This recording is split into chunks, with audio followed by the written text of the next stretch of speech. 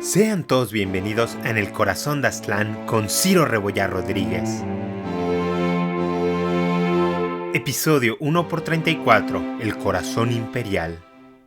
Hola nuevamente. Antes de comenzar quiero agradecerles a todos ustedes por su continuo apoyo al podcast. Realmente aprecio muchísimo que sintonicen cada quincena el programa. Los invito a que me sigan en todas mis redes sociales, me den 5 estrellas en Spotify y en Apple y a que compartan la serie. Realmente esto me ayuda muchísimo. Dejaré todos los links en la descripción. Y sin más preámbulos, comenzamos. En el capítulo anterior, platicamos sobre la entrada de Hernán Cortés a la importante, antigua e impresionante ciudad de Cholula. Aquella ciudad dejó boquiabiertos a los castellanos, los cuales no habían presenciado algo de tal magnitud en su viaje por Mesoamérica. Sin embargo, pese a la amistosa recepción, la situación se fue deteriorando casi inmediatamente. Los hechos alrededor de lo que ocurrió en aquellos días de octubre en Cholula están sujetos a muchísimas teorías, especulaciones, falsedades y posiciones políticas. Sin embargo, podemos decir lo siguiente con cierta certeza. El ejército aliado de Cortés decidió saquear la ciudad y atacar a su población, resultando en la muerte de entre 3,000 a 6,000 cholultecas. Ahora bien, esto abre una interesante conversación sobre la moralidad de los actos. La defensa moderna más común con respecto a este acontecimiento es que Cortés actuó en defensa propia, es decir, los de Cholula y sus aliados mexicas estaban planeando asesinarlos. En consecuencia, este ataque preventivo estaba completamente justificado. En teoría podríamos decir que tiene sentido. No obstante, ¿qué es la defensa propia? En términos algo generales y medio legalistas, consiste en responder de manera proporcional a un peligro evidente e inmediato. Un ejemplo sería si alguien te amenaza con un cuchillo y tú también sacas uno, podría constituir defensa propia, pues están en igualdad de condiciones. Pero si él te está agarrando a golpes y tú le disparas con una revólver, pues probablemente vayas a prisión. Además, está el hecho de que el peligro debe ser inmediato. Por ejemplo, tu vecino te amenaza de que te va a pasar algo la próxima semana y tú espantado vas al día siguiente a su casa y lo eliminas, pues también irías a prisión. ¿A qué voy con esto? En el caso de Cholula, la amenaza de la emboscada mexica era más un rumor que una realidad. Esto no quiere decir que los de Cholula no estuviesen planeando algo. Realmente toda la evidencia apunta a que sí. No obstante, la reacción castellana excedió lo que podríamos llamar autopreservación, especialmente porque ya tenían en su poder a la gran mayoría de los nobles y notables cholultecas. Y es aquí donde entra lo más importante del asunto. Mismas fuentes castellanas justifican este hecho no como una defensa propia, sino como una manera de poner un ejemplo a todos los pueblos mesoamericanos y cimentar que ellos estaban en control de la situación. Con esto quiero decir de que es importante entender que la moralidad que manejaban los castellanos y los mexicas es muy distinta a la moderna. Para Hernán Cortés era completamente normal castigar de manera ejemplar y brutal lo que él percibía como una traición.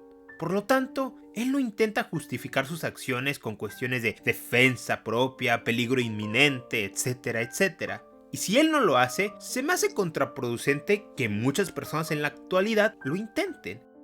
Cabe destacar que lo que sorprendió a Moctezuma no fue la ferocidad de la matanza. Más bien fue que pudiera hacerlo con tan poquitos hombres y la inacción de sus dioses en proteger aquella ciudad sagrada.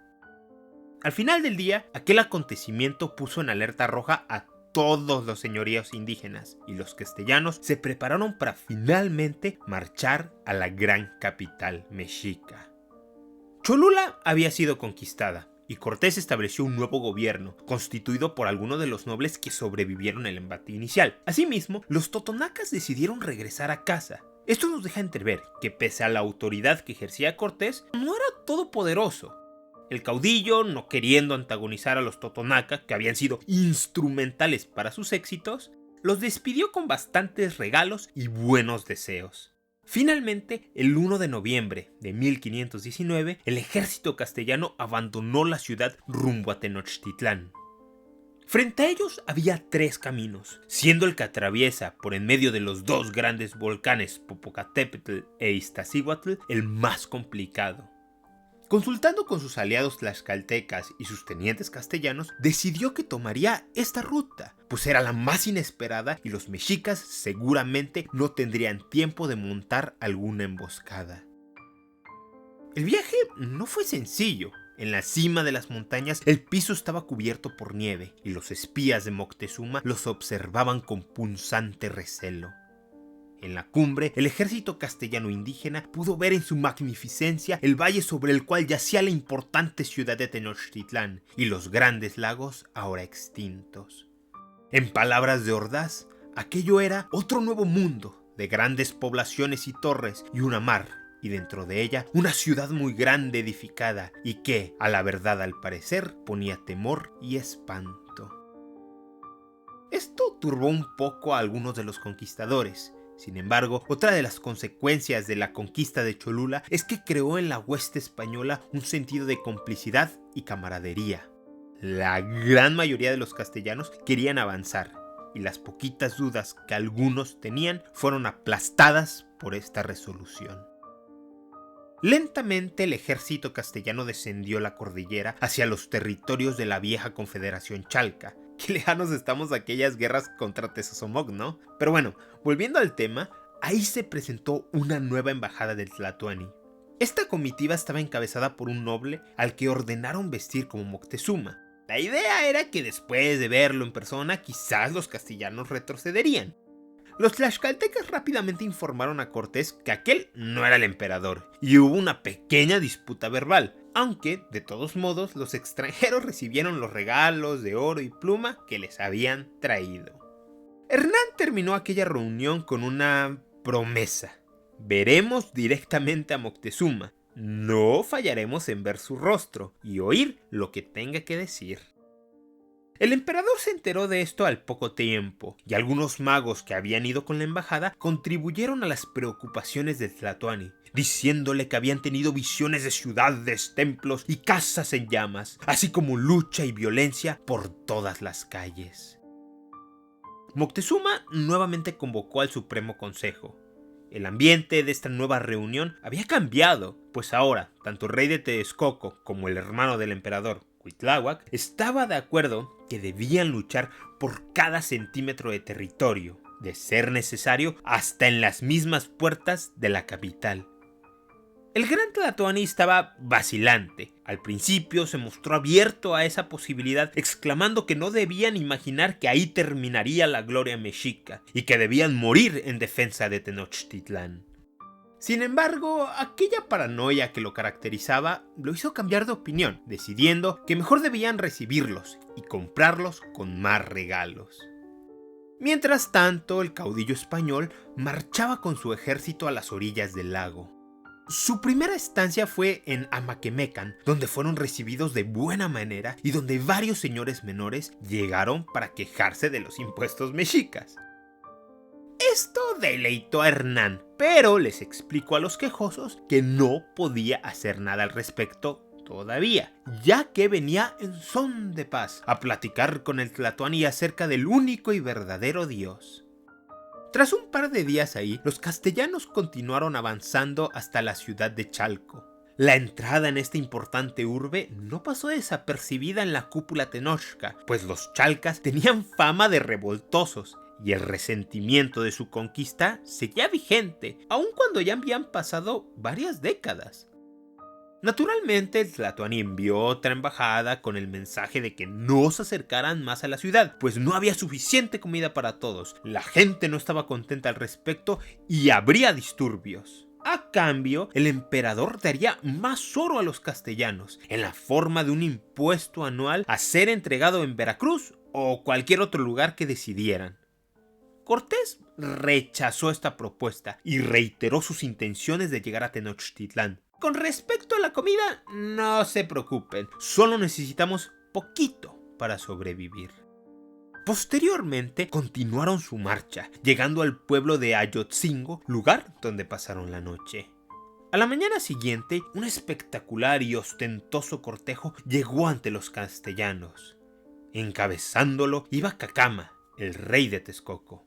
Al principio del viaje de Cortés, el rey de Texcoco había sido relativamente simpático a la posición de Moctezuma.